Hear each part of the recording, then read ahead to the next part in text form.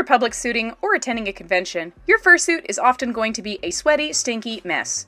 And the thing about sweat and stink is it doesn't go away until you wash it. So, let's wash a fursuit. To begin, you're going to have to turn the bodysuit inside out. This is to ensure that everything that's yucky on the inside is going to get properly cleaned. For my suits that have wings, the very first thing I do when washing them is remove the wings. I've had people ask me before why I make the wings removable on my suits, and this is exactly why. By making the wings removable like this, when I turn the bodysuit inside out, I can actually put my bodysuits in the washing machine. Way easier than trying to wash it by hand inside the bathtub or inside a big tub, so this works perfectly fine for me. Once the bodysuit itself has been turned inside out, the next thing I need to do is remove all of the stuffing from inside my digigrade leg padding. If you have a plantigrade suit, you shouldn't have to worry about this. Most makers will include some way to remove either the padding pillows themselves or the stuffing. Because this is not only the first time I had ever done this kind of slim padding before, but it was also a personal suit, you'll have to excuse the bit of messy design for how I did it here. Once all the stuffing has been removed, go ahead and zip the bodysuit back up.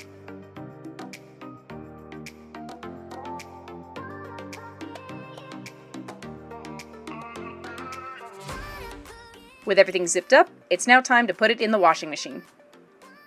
Transport it over, and get ready to put all of your detergent in first. I personally use about half a cap of Woolite when washing one bodysuit. Always put your detergent in before the suit. Sometimes putting the soap directly on top of it can permanently stain the fur.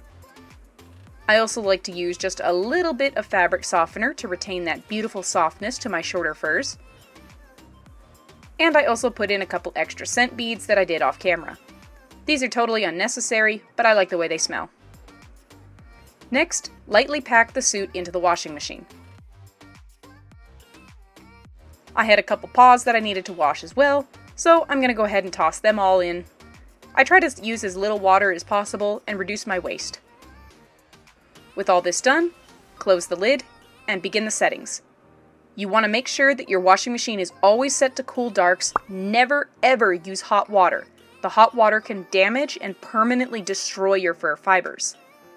I also put it on 2 rinses, make sure the fabric softener is on, and switch it over to the delicate cycle. This will make sure that the washing machine doesn't get a little bit too aggressive. Start the process and let it get going. While the body and paws are washing, I have to deal with my bigger parts, such as my tail, my foam feet, and the head. For that, I'm going to be using my little green machine. I use the same laundry detergent, and because this is designed to work more with a formula and not soap, I water down my formula significantly. Now with this mixture in, plug it into the machine, and power it on.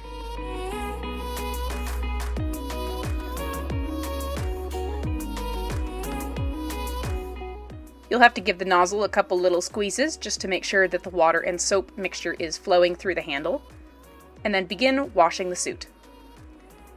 Spray down some of the mixture, and press into the fur fibers, making sure that they get thoroughly saturated. You should see the water start to get sucked up through the top of the hose. Make sure that you're brushing into the areas that you know you for sure sweat on. I tend to drag my tails around, so I definitely focus on the area that connects to the body because I know I sweat there a lot, and I also focus the tip of the tail where all of the feathers are. This is also great proof that shows my gradients do not disappear when washed.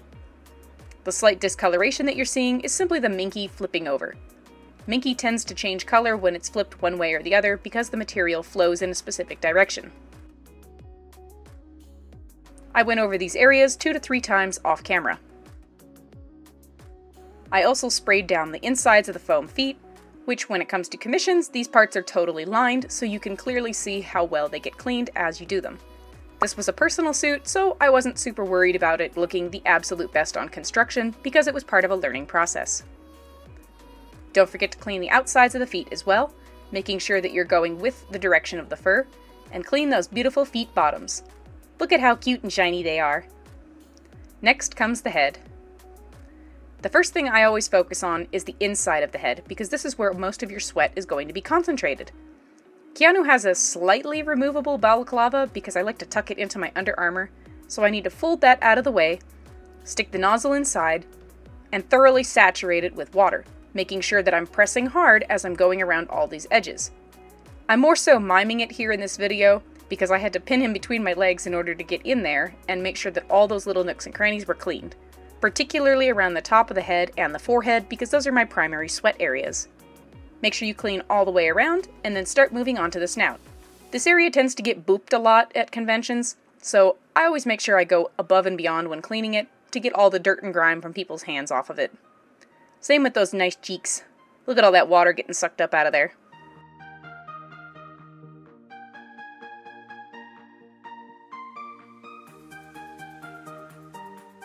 Certain areas may need 2 to 3 passes in order to fully clean everything out of them. Try to remove as much of the water between your strokes as you possibly can to speed up the drying process.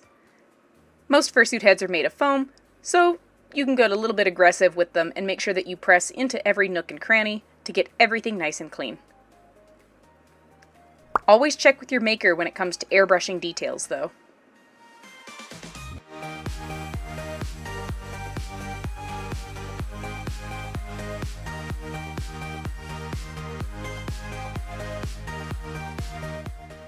And of course, make sure to clean that neck. Any sweat that gets trapped from being pressed on your body will definitely get stuck in these fur fibers, so it's very important to go through and make sure you clean them thoroughly. From what you see here on camera, I go over everything twice. Once he's a soggy boy and he's ready to be dried, take the head and carry it over to where you have a small standing fan. I picked up this little one from Walmart because it works just fine for drying my heads. Turn it on the high setting.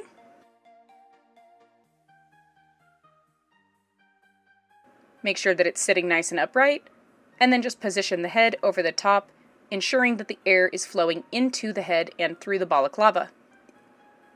You should feel some of the air passing out through the snout and through the eyes if it's fully ventilated. This ensures that the whole thing is getting airflow and drying properly.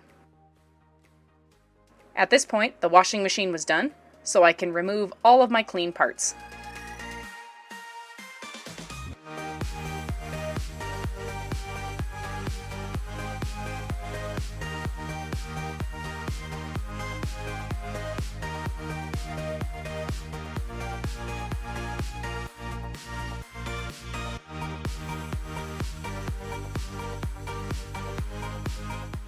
Always check the washing machine and make sure nothing got left behind.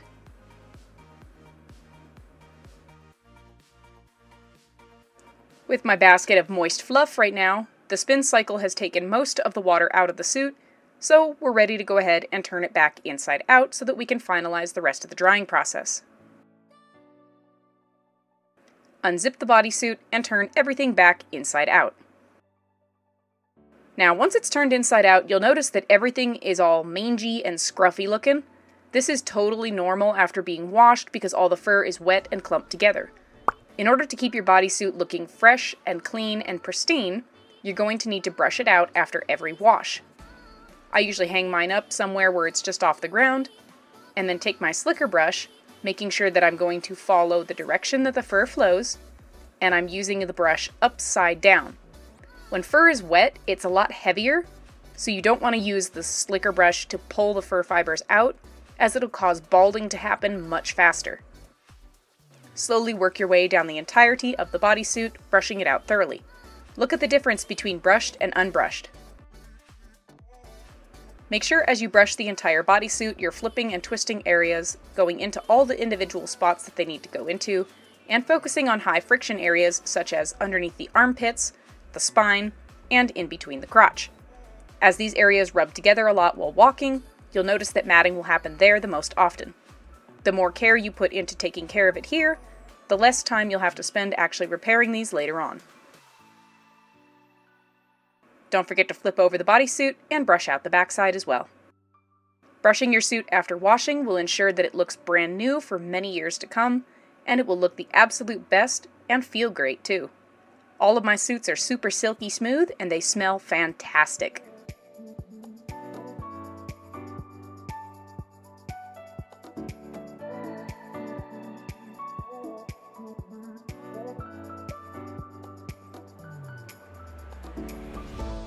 When it comes to drying the paws, I just have them all clipped up here with these little wire hooks that I got from, I think, IKEA. I hook them on a hanger, and then I just take my slicker brush and I brush out all the fur fibers towards the fingertips. Making sure that all of those furs are going to go the right direction that they need to. This will help them look much more clean and pristine for years to come. See how much better they look after a nice brushing? Now everything is clean and sanitized. Don't forget to sanitize and disinfect your suit after every use to minimize the need for washing. I hope this information helps!